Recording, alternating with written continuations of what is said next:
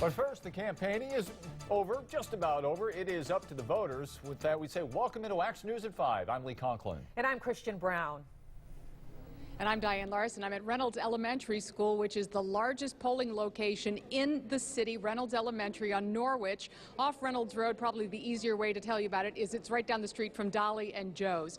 There are about 4,300 registered voters in this district. Many are Democrats, but the preponderance are no party affiliation. Over 3,000 voters in this district claiming no party. It's been a steady stream of voters all day long, and the consensus is there are two things driving people to the polls on this election day. One, that statewide marijuana issue, issue 3. And here in Toledo, the other big issue, the Toledo mayor's race, the special election. 7 candidates vying for the job of Toledo mayor. 13 ABC's Bill Horman has followed this campaign right from the start, talked to all the candidates, and has the latest on what's happening today. Well, you got a sense, Diane, of the 13 ABC debate last week, the real quality of the mayoral candidates here, particularly the top 4 candidates. Consider this. 2 of them are former mayors.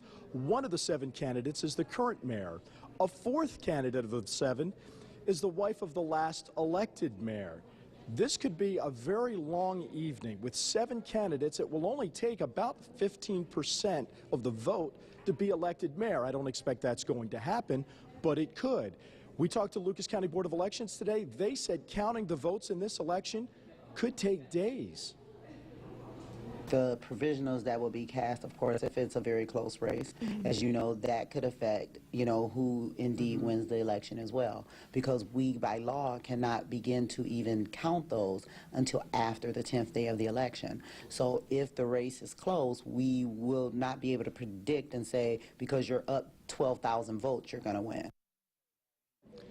So we would all like to know before we go to bed tonight who's going to be the next mayor of the city of Toledo.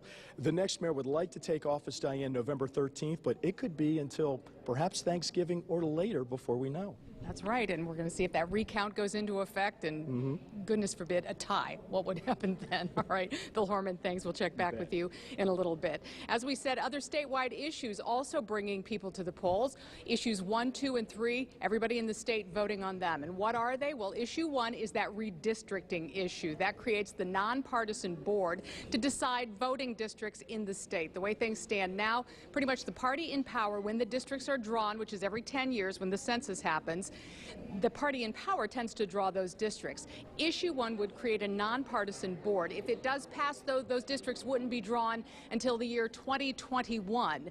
That's when that would happen. Issues 2 and 3, those are the big controversial ones. Monopoly is issue 2. Issue 3, marijuana reform. Issue 2 changes Ohio's constitution, blocking any initiative that creates a monopoly. Now, if approved, that could block issue 3, which would legalize marijuana in Ohio. Anyone over the age of 21 would be allowed to buy and use small amounts of marijuana. It also allows people to grow up to 4 plants. Now, if both measures are approved, a court outcome would likely be the deciding factor. If both are rejected, nothing changes. So we'll be following that one as well. So again, those issues really driving a lot of folks to the polls. And 13 ABC's Sean Haggerty standing by at the early voting center to give us an update on turnout. Sean? This is the place